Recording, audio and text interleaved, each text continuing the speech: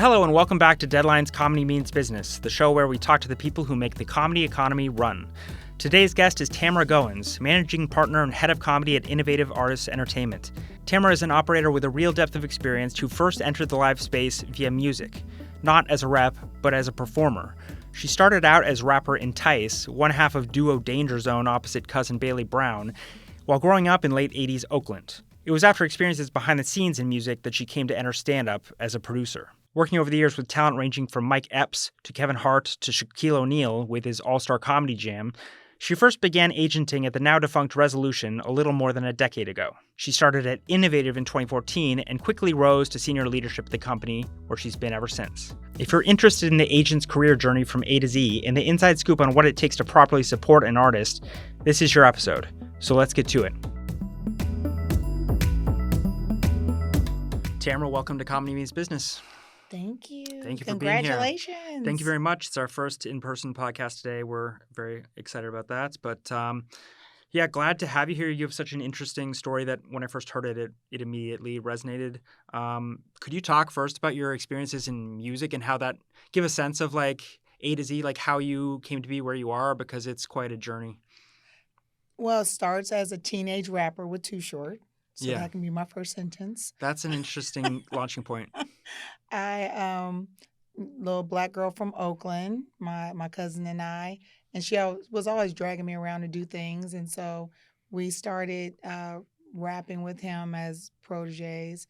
Danger Zone. I was Entice. She was Barbie. I don't know what I was enticing at, 14 years old. But nevertheless, that's that was my name. And so he asked us to do a song called Don't Fight the Feeling. And we did, and it was on his platinum album, Life is Too Short.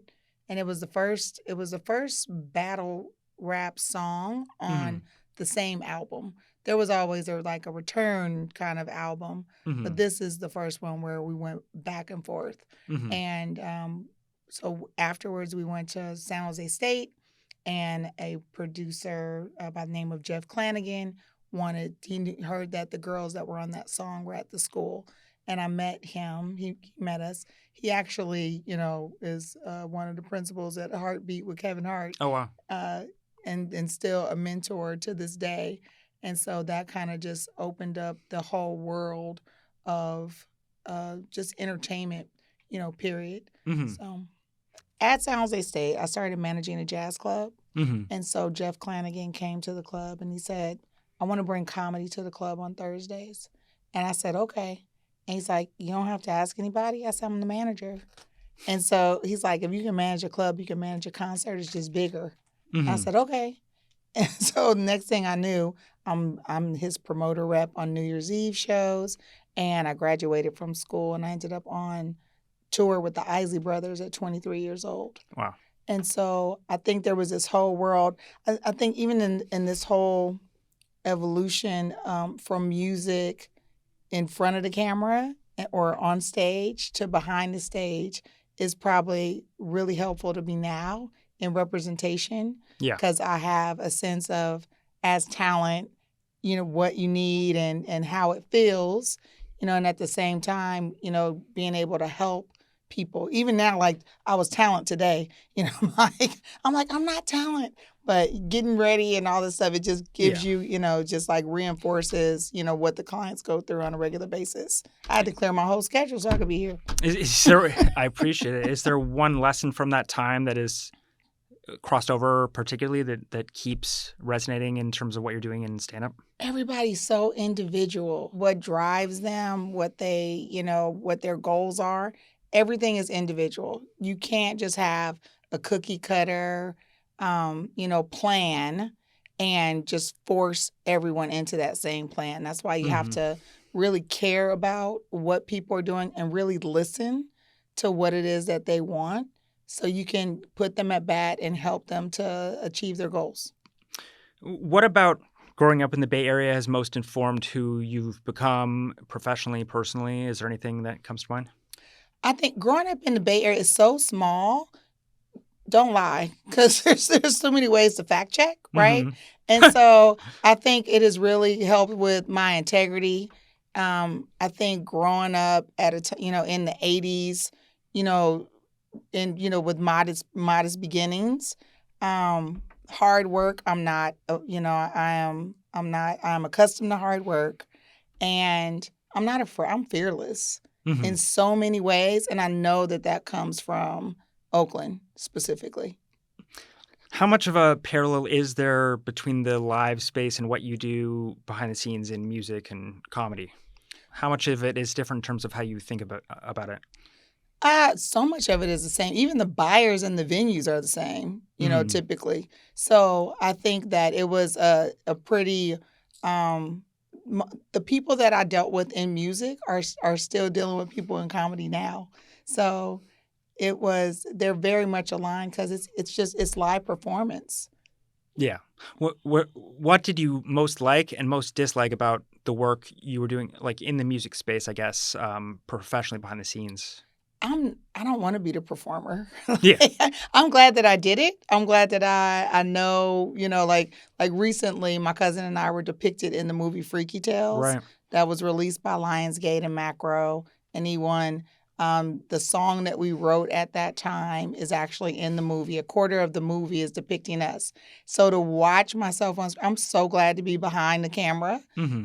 So I think that, but I can appreciate how hard it is for clients to put themselves out there and be so vulnerable. For And sure. yeah, it's a hard thing that they do. And people, I don't know that we recognize how hard of an art it is, whether you're a music performer or comedy. We have a couple people have crossed over, like T.I., Oh yeah. the rapper. He is a comedian. He's been a comedian for the last 3+ years. Hmm. And I think he has an advantage because the stage loves him. He's naturally comedic. It's like his stories are his own. So Yeah. he has sort of a jump, because he's been in music. Right. Um, so you started out in comedy as a producer, right? Yes. Well, do you remember the first live event you produced and what went right and what was there anything that went terribly? The first, I was a promoter in comedy back with HBO Def Comedy Jam back in the 90s. And then I took a 15-year hiatus, did the married thing twice, did the child thing 3 times. Hmm. I circled back. And so the first thing I produced was Mike Epps Live at Nokia.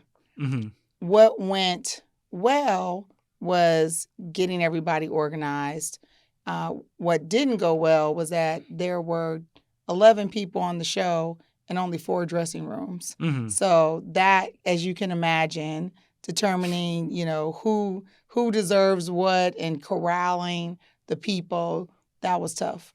But it was a great learning experience, and what a great first project to really just jump in and sink your teeth in. Yeah. So what were the experiences that taught you the most about deal making, I guess, first in music maybe or then in comedy? I think that would be Shaq All-Star Comedy Jam. Hmm. From being the talent producer on that, starting as associate producer with Kevin Hart and Laugh at My Pain, and then, really helping to curate who were on those shows. We had 5 spots.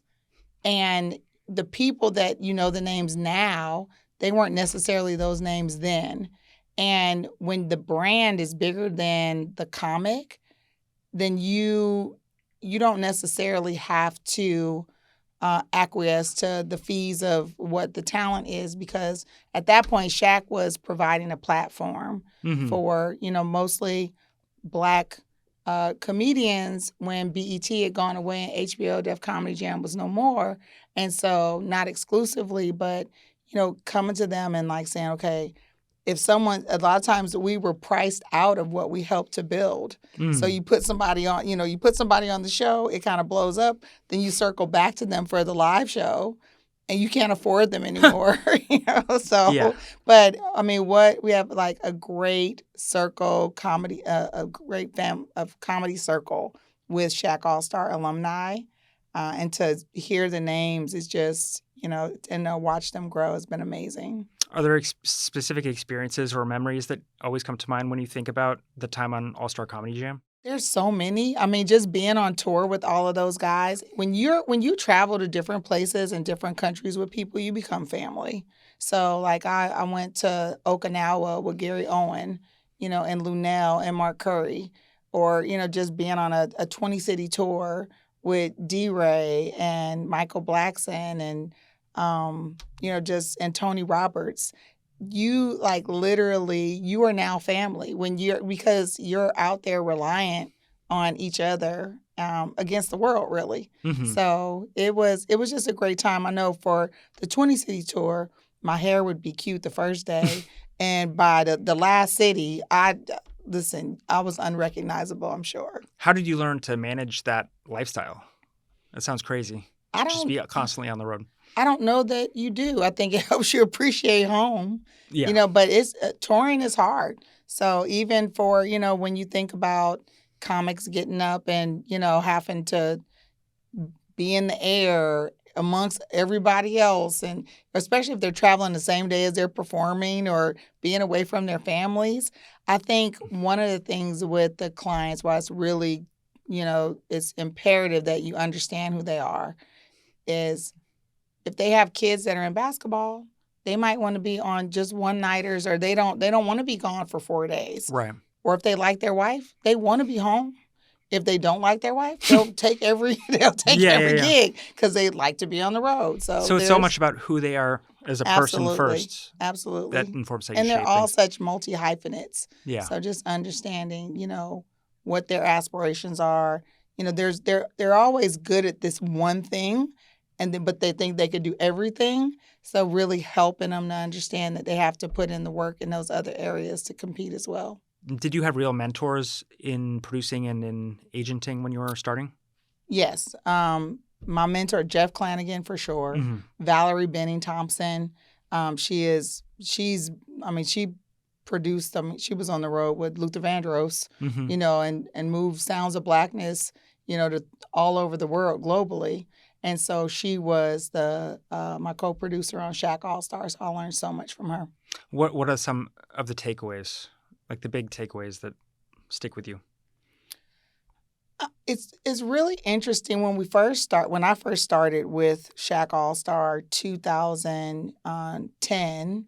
We'd walk into the building, and the building managers might start talking to, the driver, thinking that they were the boss, to see these two Black women walk in, and be the lead producers, of this show. Mm-hmm. It was you watch these assumptions being made, where they'd ask the runner, they'd ask the runner a question. And they're like, I don't know. So that was really interesting. In terms of the times you were producing, are there war stories you can talk about?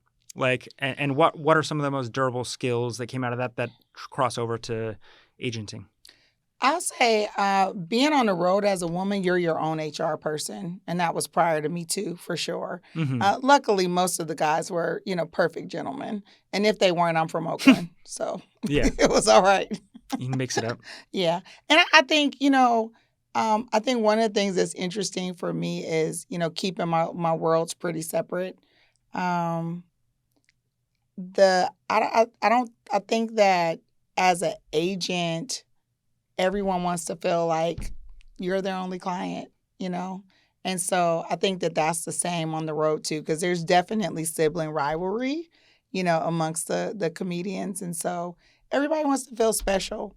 And I think I do a good job with making people feel special. Totally. So who was your first client?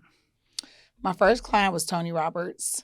Okay. Yeah, because when I was producing Shaq All Star, and then I got a phone call from Resolution. Mm-hmm. Jeff Berg had left ICM, started his own agency, and they were looking for the person that had the relationships with the comics, the urban comics specifically. Right. And so as they were doing their search, they're like, this is who you're describing, but she's not an agent. So I got a phone call. They flew me in I got a phone call on Sunday. They flew me in on Thursday. I signed on Friday, and I was living here 2 weeks later. And so my criteria especially because I had been on tour with all these guys, is that there were all these guys that didn't have agents, that couldn't get into the clubs, that worked all the time. Mm-hmm. So for me, Where would they be working if they weren't in the clubs? so they weren't in the mainstream clubs. They weren't in the corporate club like the Funny Bones or the Improvs. They weren't getting weekends that way, right? And so my criteria was if they had a mortgage and they had children and they didn't have another job, those were my first clients because I knew that they were going to work as hard as I was and I was going to need it. So Tony Roberts, Michael Blackson, Bill Bellamy, Rodney Perry, Red Grant. Those were some of my first clients. And I literally walked into this office. I said, I'm an agent. Let's go. Right. You know? So how do you sell people early on you? Because they're also taking a chance on you as a young person to taking a leap of faith, I guess, as a rep. They had been on the road with me. So I think that my ability to execute and, those transferable skills that you were talking about earlier I think it's so important for young people to know to be your best at everything because you never know who's watching. Yeah. So I think because of what they saw in my execution on the road, they had no doubt that I would be able. So it's through producing it. Everybody, the early clients all crossed over. Yeah, the early clients. Got you. But some of them they weren't like the ones that had kind of elevated and had gotten agents. They weren't so excited about or trying to take that chance. Bill Bellamy was probably the first one that defected from an agency to come with me. He saw my work and he knew how I would work for him, and he's still with me to this day. Wow. What is the key to a long-lasting client-agent relationship like that? I think just telling the truth and being honest. As a buyer, I really did not like agents. And when the opportunity presented itself, I wanted to know if lying was a prerequisite and what took so long. And and I've come to know that neither one of those things, it's like it wasn't true, that you could still do good business in telling the truth.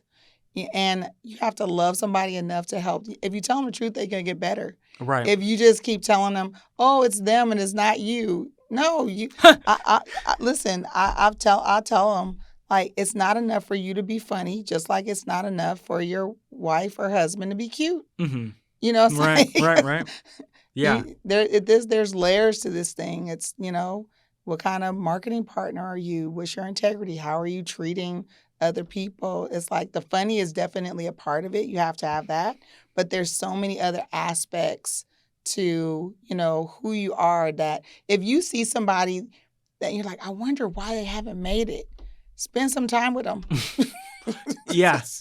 Very well put. Yeah. So did your sense of the overall ecosystem, the clubs, the festivals, everybody, come just from the producing, or how did that come to you? So with the time producing, I know a lot of the national promoters. So, that had, we did AEG. AEG was our partner for Shaq All-Star.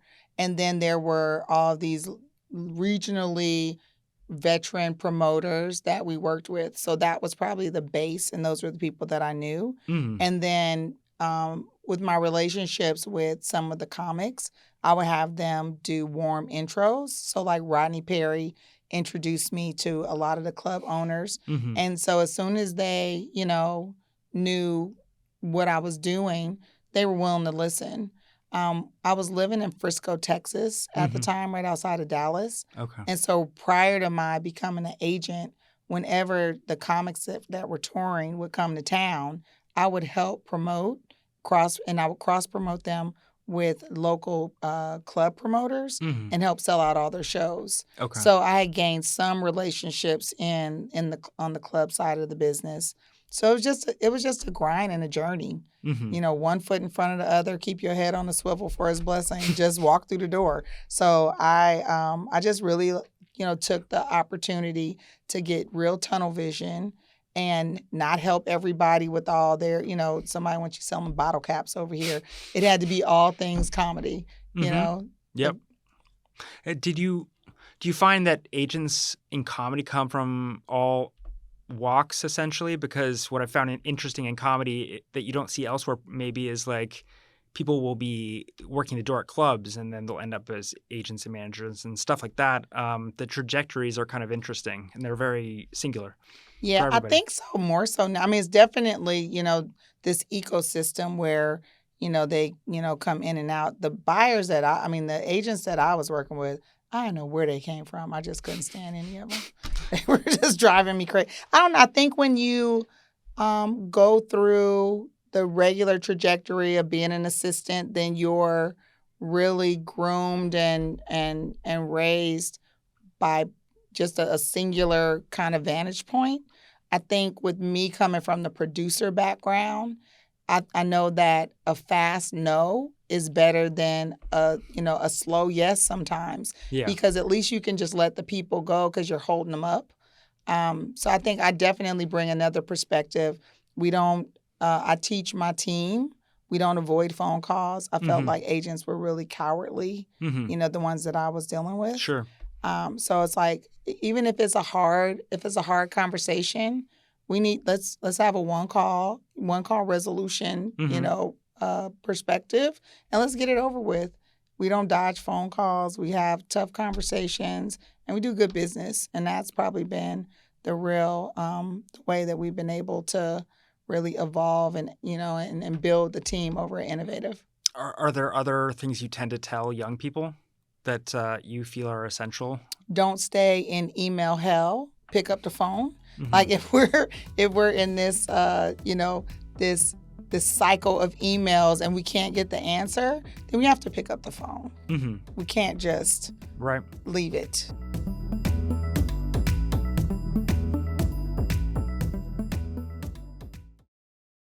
So what ended up making Innovative the right place for your latest chapter? You've been there quite a while now.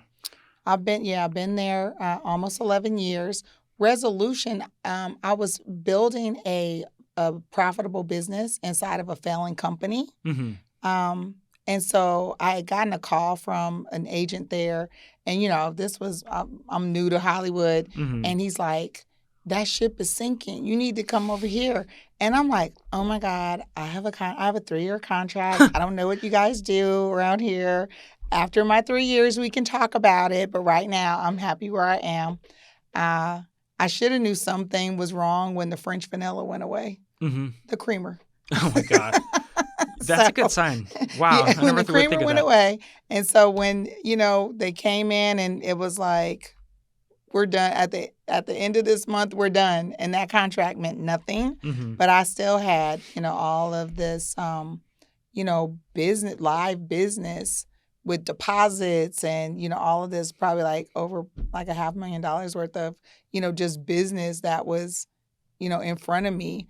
And so then the guy, Innovative, Ian Arrighetti, he sent me a text. He said, "You ready yet?" I was like, so was it a complicated exit then? Because I know it can be tough. When No. The whole company went under. Okay. Like so literally, they called us in the office on a Monday. Everybody was there. Jeff Berg was like, "It's been great." And then I guess there's a law in California that you can't ask people to work if you can't pay them. Interesting. So yeah. he said, after this meeting, we're going to release all of the assistants. Literally, I've been here 18 months. I don't really understand everything he's saying. And when I tell you after that assistant meeting, it hit deadline like in 20 minutes. Oh my God. Innovative was done. So the phone started ringing. Resolution, right? Yes, Resolution. Yeah. What did you see in Innovative early on that you thought this is an interesting opportunity? I think, my predecessor, Ian Arrighetti, we had mutual friends. And, I like the idea of still like mid-size, because the buyers that I had worked with were at the bigger agencies, and my experience, how they treated their assistants, and it just wasn't good like at any of them. And so I didn't have a lot of experience with Innovative. Yeah. But this guy was pretty cool, and we had mutual friends. And so here I was, and I brought in about probably 30 clients with me into this environment where they had, lower earning comics at the time. And so now I bring in 30 people that, up the average of their earning Hmm. potential at the time. But there was stability there because I think at the time they had been in business 30 years. So Right. to come to a startup, I mean, to go, come from a startup into an agency that has been in business 30 years felt really comforting without having to go into one of the bigger agencies and have to just be involved in what I experienced. So, what have you found that this agency does really well? They gave me autonomy and they listened to me and they respect my opinions. And I think that was great. I was a partner. I was made a partner in 2017.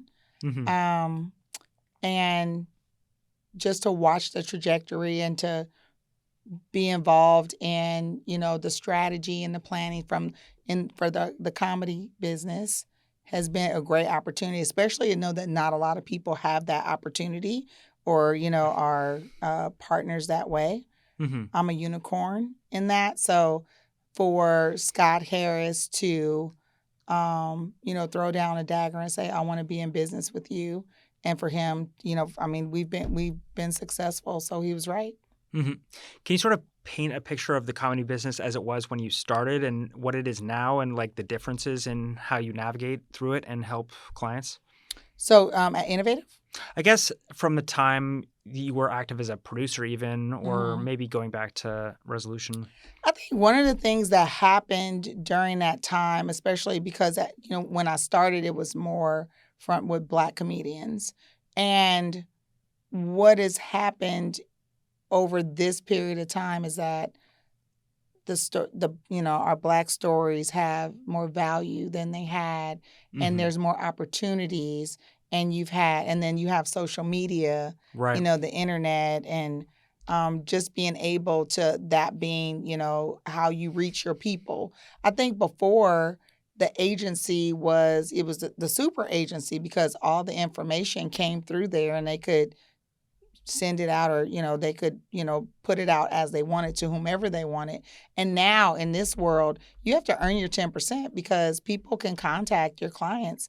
For me, I don't care if somebody gets an offer for $1,000 in Omaha. They have to see it because their grandma might live there or something. They can't be in the street and say, oh, I reached out to your agent and and my client not know about it. I think that's probably the biggest thing is that the clients are now able to be the CEO of their Hmm. companies and Right. really have I mean, because there's so much access now.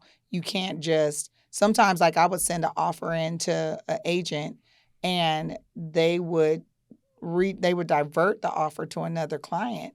Hmm. But I know the clients. You can't do that.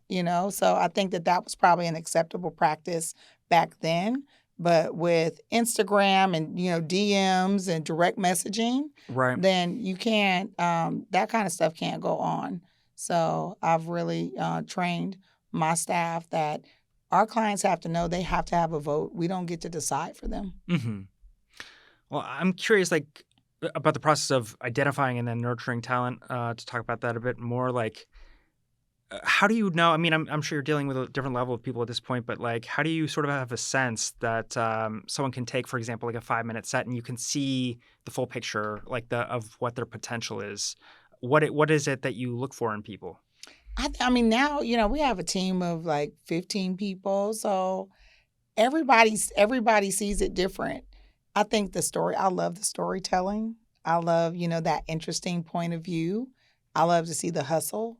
So, and a lot of times I think in the beginning it really is a partnership. Hmm. And so um I really have there's been some heartbreaks where I haven't enjoyed being somebody's first agent Hmm. because the truth is that the first million is the hardest to make. Yeah. And so often, you know, and coming from Shaq All Star where we develop talent, that's my natural go-to.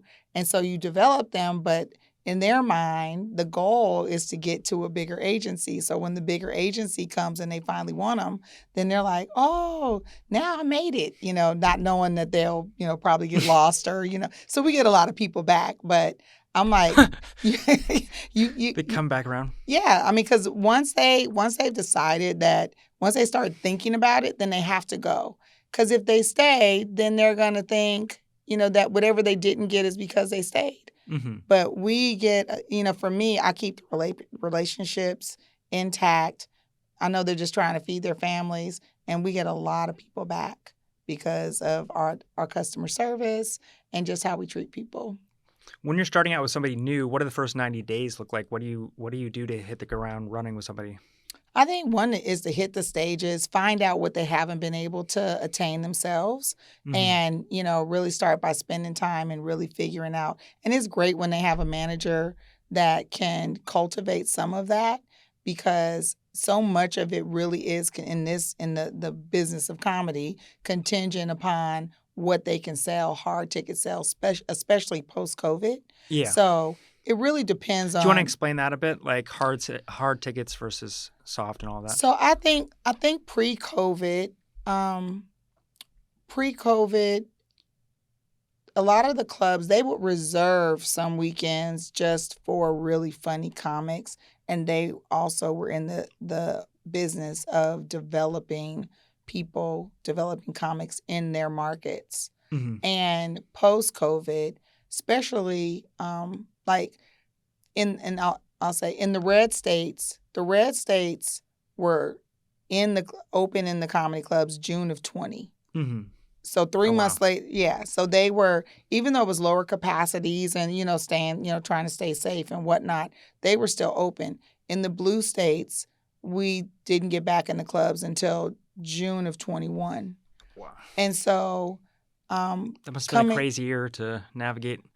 Crazy that couple transitional years. period. Yeah. For sure. And so coming back in, especially the clubs, I mean, some clubs didn't make it.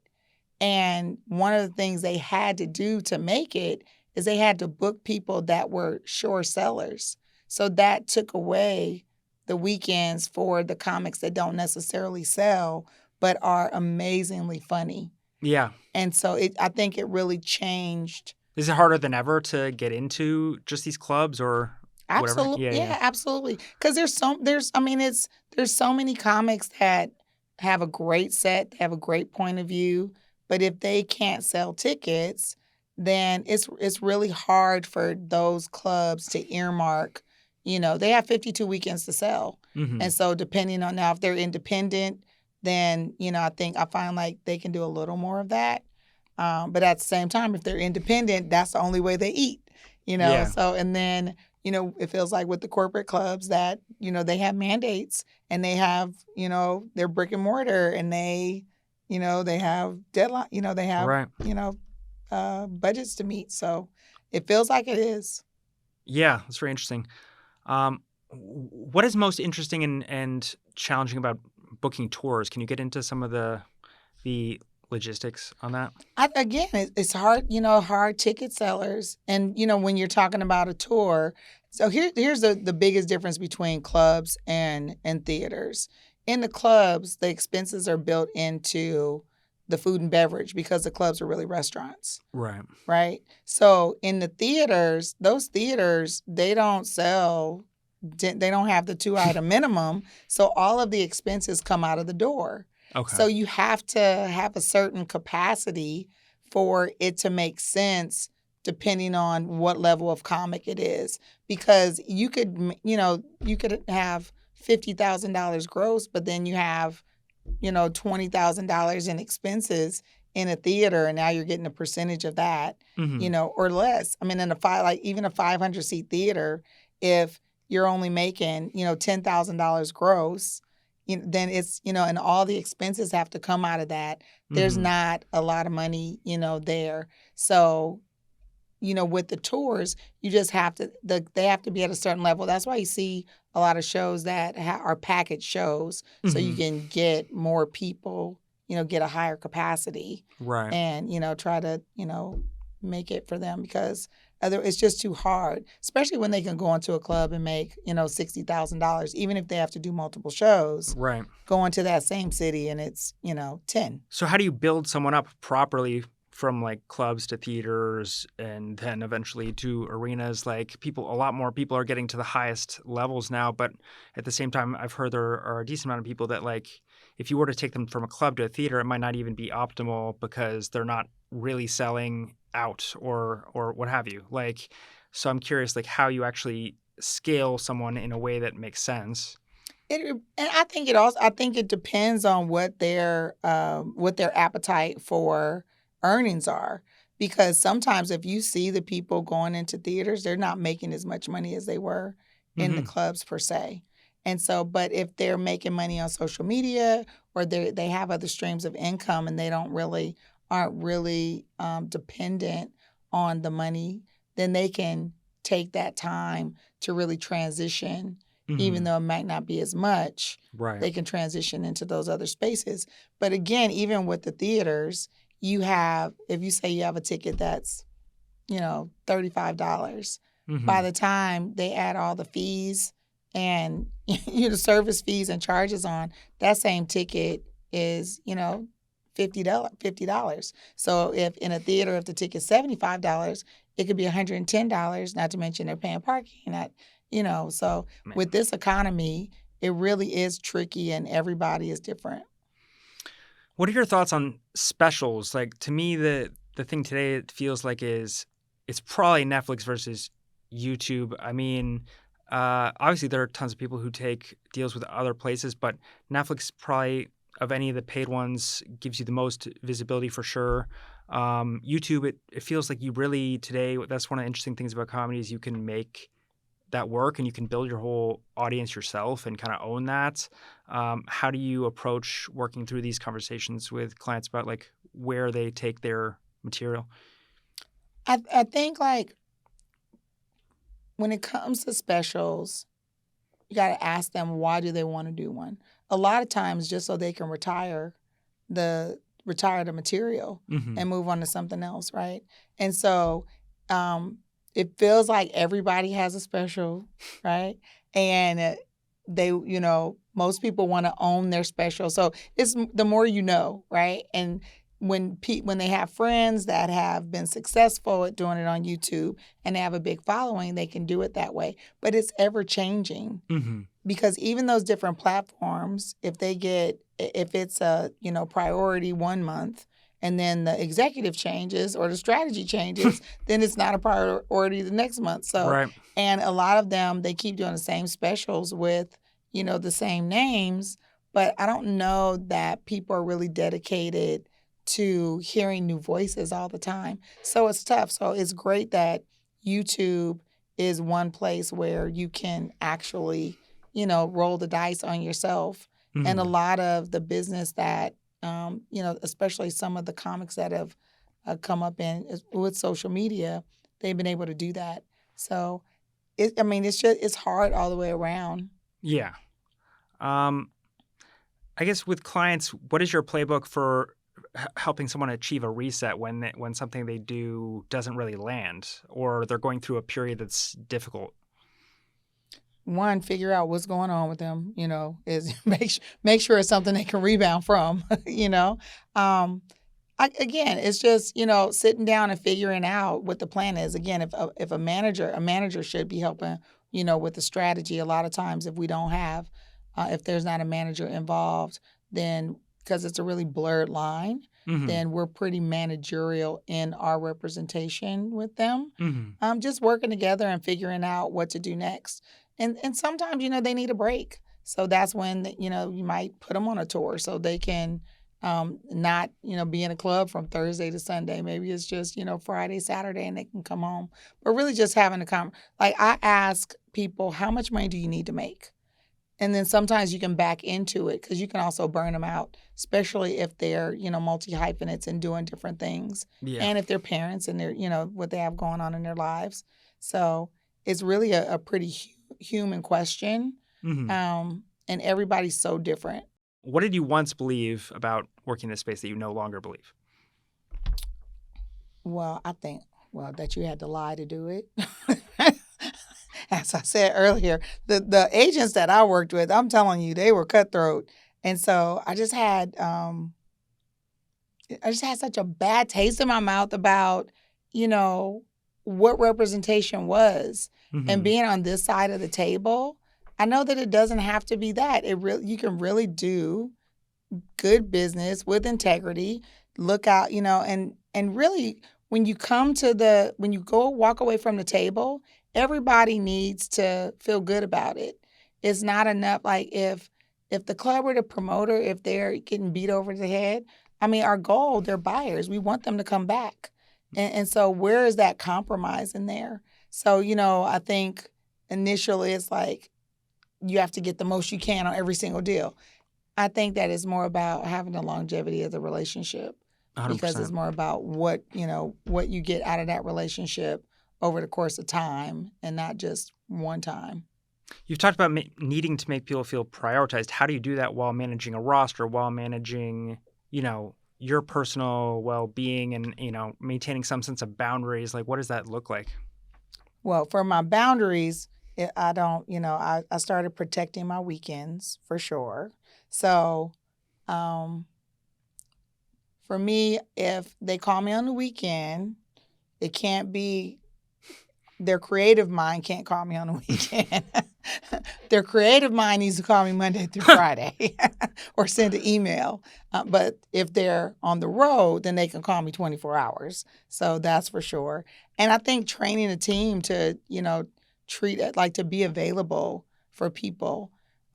It's not a business that you can do alone. I've had so many Mm-hmm. people say, when are you going to start your own agency? I'm like, why? When I have the benefit of 70 plus agents, all their experience, subject matter experts, out of every frame to help build the business of my comics. In the time you've been in senior leadership at Innovative, like, what are some of the innovations? Like, what are some of the things you've been really thinking about to make the business even better? All right, they do a really good job of, I guess, focus groups, if you will. From my perspective, we have our executive committee, um, uh, we have our AC committee where we talk about how do we evolve the business. Most recently we brought in an equity partner, Coral Tree, and so we've started sports. We're enhancing our digital side. So it's like, what are those clients that are interested in those new spaces? What are those clients that can cross over into the other areas? Making sure that in leadership that that we all know who is doing what and who's excited about who. Like we just had, like Jinx Monsoon, they put her in Chicago on Broadway, which it just blew the sales out Oh, wow. of the water. Then we did a 45 city tour, for her with AEG and ended up at Carnegie Hall on Valentine's Day, with Jinx Monsoon. So I think, again, just having this, crossing over departments and being able to talk about, the people specifically without ego and without being territorial and really putting the client first on how do we build this brand to where their brand to where it serves, the company and them in general. Mm-hmm. If you had to look back on your whole career now, like, what are some of the moments you'll never forget that you're most proud of, or accomplishments, I guess? I think one of the biggest is, again, I think I've been in business like 3 years and really focused on touring but evolving because I'm still learning. And so DC Young Fly, who's probably most known for, and Wild 'N Out, I started working with him in 2016, and a network brought him an overall deal, and it was terrible. And I didn't really know why it was terrible other than I had just done something similar that didn't have all the exclusivity, Mm-hmm. that what they wanted, like indenture servitude. But Mm-hmm. and so I told him, I said, you can't sign this because it's just bad, So I went and I got an attorney for him, the amazing Daryl Miller. And Daryl, he worked with me and we turned that initial offer like tenfold. Oh, wow. Yeah. Shortly after that, I became a partner. Yeah. But yeah, so that's probably the one where I didn't really. One thing about me, I don't presume or project to know everything, but I know how to find out, and I know how to bring teams together so we can get to the bag and get the work done, and figure out what it is we're supposed to be doing. Yeah, for sure. I guess the last question would be like, what are the big predictions you would make for comedy, that space, and where it's heading in the near future? I mean, even when you think about advertising, everything is so digital now. And so, there was a time where, your goal was to get like this national commercial, and so now it feels like it's more endorsements and, just digital media and it's really like strategic partnerships Yeah. and just helping individuals to like, whether it's somebody that's, normally in the unscripted world and helping them to visualize what that can be on the live side. Mm-hmm. But again, it's so individual to me. I don't think that I look at it with a blanket or a broad stroke because we have some comedic actors that are now doing stand up like Tisha Campbell or, Mm-hmm. so I think that it is the wild, wild west. And even with AI, I was hoping that I would retire before it was a thing. But it's upon us. So now, it's my business to be in the mix and at a minimum be able to speak intelligently about it. Right. So what does AI mean for comedy? I don't know. I'll tell you when I figure it out. Yeah, I guess we're all kind of grappling with that. Yeah, I mean, but we can't just pretend like it's not there. We have to, dive in and see what opportunities are there as well as the protections Mm-hmm. that need to be in place and to help them pivot, in the areas that are most vulnerable. I think I remember when people shunned social media, didn't have time for it, and those people struggled. If they didn't get on board, they had a really tough time. Is there anyone who didn't embrace it and was fine and like continued Probably to? D.L. Hughley. But, I think because he always had broadcast too, Mm-hmm. and because he's on the radio, then he's probably, I think, but for a long time, I felt like he wasn't, I think any of the more veteran comics that didn't grow up with it, it feels Right. very labor intensive. And so they Totally. have to figure out. It's a whole nother job. Yeah, it's a whole nother job, Yeah. And so, just and finding somebody to speak in your voice or you have to do all the work. There's so much that, has to happen.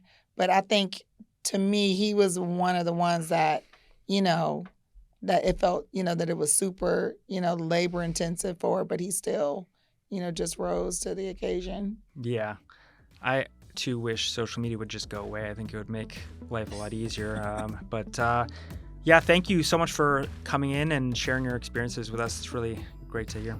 Thank you for having me and congratulations on this. And I'm honored to be here. Thank you.